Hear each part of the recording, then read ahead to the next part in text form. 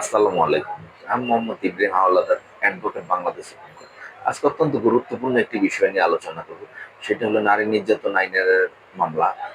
অনেকে জানতে চাচ্ছেন যে স্ত্রী যদি স্বামীর বিরুদ্ধে মামলা দেয় সেক্ষেত্রে করণীয় কি, এবং স্ত্রীটা আসলে কোন কারণে স্বামীর বিরুদ্ধে মামলা দেয়।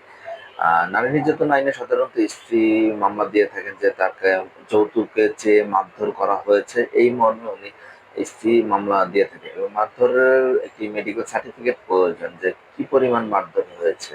যে যদি সাধারণ মারধর হয়, ফিজিক্যাল অ্যাসল্ট হয়, তাহলে সে নারী নির্যাতনের আইনের 11 ধারায় মামলা করবে।